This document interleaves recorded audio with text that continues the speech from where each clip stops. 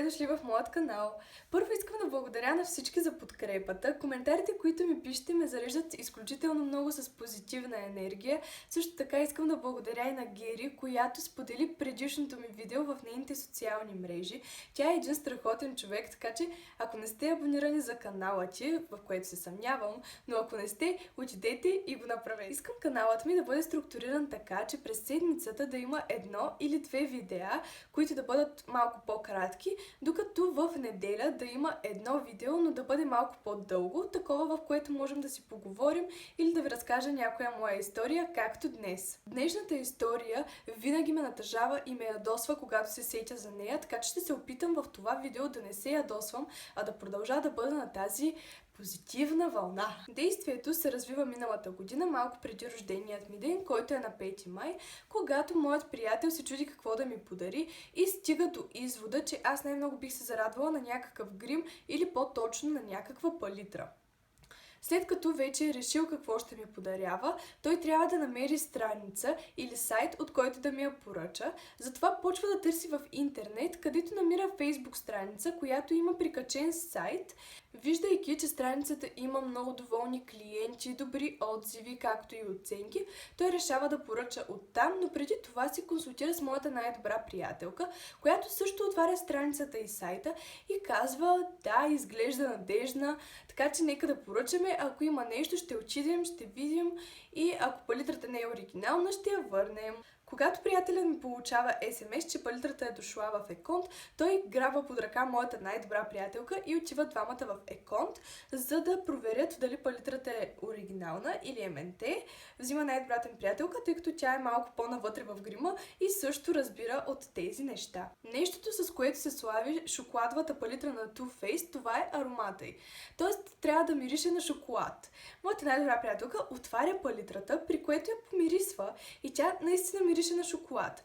Почва да разглежда какви са сенките вътре, дали са пигментирани и те всъщност наистина са пигментирани, когато ги сложи ето така на пръста си, но тъй като тя няма тази палитра и може би не я е виждала друг път на живо, не знае точно какви би трябвало да бъдат цветовете.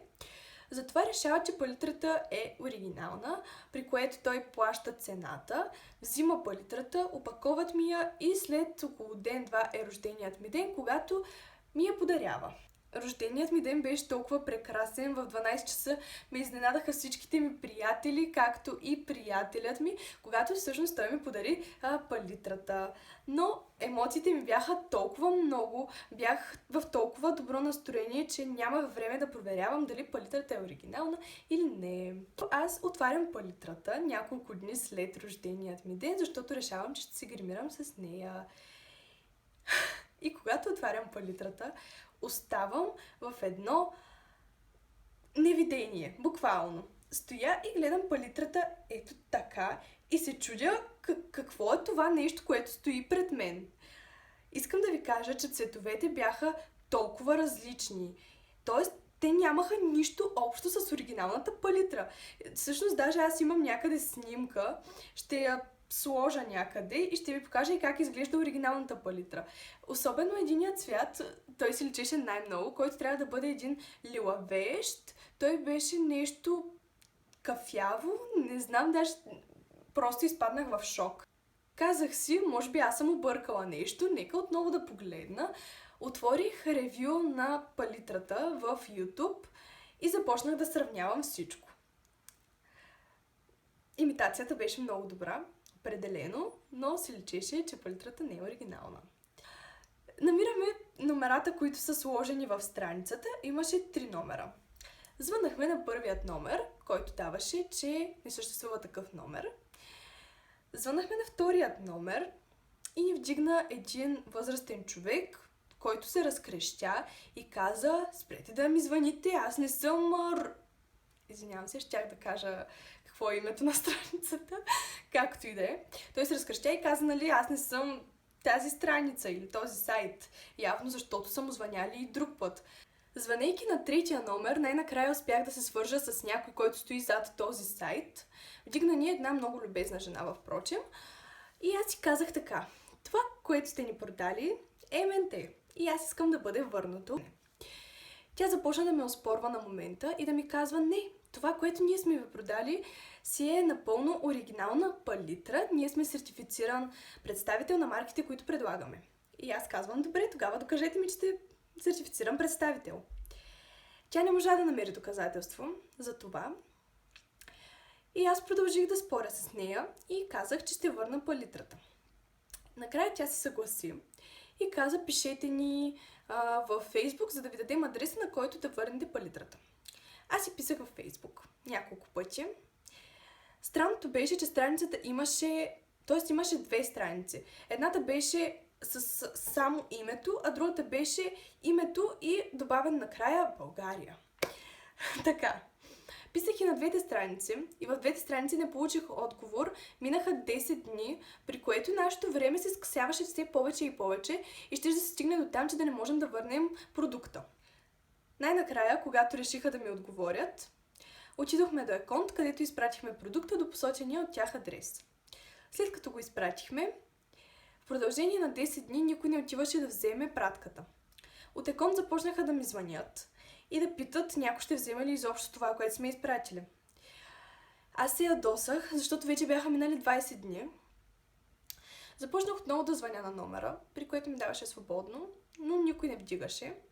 А след което този телефонен номер вече се изключи и просто вече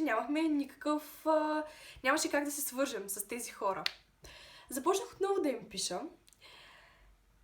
Бях много ядосана и им казвах много лоши неща, че наистина ще напиша в цялото интернет пространство, ще споделя с огромна аудитория това, което те правят и ще разкажа на всички за ментетата, които продават. Те склониха да ми отговорят и ми казаха, ама вие на този адрес ли изпратихте палитрата? И аз казвам, да, на този адрес изпратих палитрата. Ами, добре, ама този адрес... И аз казвам, добре, защо сте ми дали този адрес тогава? И те казват, добре, след като е на този адрес, някой ще отиде, ще я вземе, нали? В близките няколко дни. Те отидоха след около още 5 дни, което значи, че са минали почти 25 дни, в които аз си тровя нервите с тези хора. Но в крайна сметка отидоха и си взеха фалшификата и от тогава нататък не съм се занимавала по никакъв начин с тази фейсбук страница, както и с сайта им. Така като гледам, продължава да има отзиви от доволни клиенти. Не знам дали тези доволни клиенти и са си те и дали сами си пишат отзивите, но освен, че за малко да излъжат мен, добре, че съм наблюдателна, съм сигурна, че са излъгали много хора. Това, което ме ядоса, не е, че предлагат фалшификати. Добре, нека ги предлагат. Но защо? Няма да се ядосвам. Но защо тогава казват, че са сертифициран представител на марките, които предлагат? Това е адски некоректно, първото което е. Другото некоректно нещо беше това, че се опитваха да ме оспорят и това, че не искаха да се вземат продукта от Еконт, а уж има срок за връщане. Посланието, което исках да отправя, е, че в България няма такива представители на марки като MAC, Urban Decay и така нататък. Единственият официален представител, това е Sephora, която има само в София. Така че, ако искате да си вземете оригинален продукт, просто прескочете до Sephora и си вземете. А ако не сте от София, мисля, че има как да поръчате. Има и различни доставки до градове, не съм много запозната, но със сигурност има. Не се доверявайте на такива страници и сайтове, които твърдят, че са представители на марките, всъщност не са никакви представители. Силно се надявам това видео да ви е харесало. Ако това е така, давайте палчета нагоре и се абонирайте за каналът ми. Също така може да ме последвате в Instagram.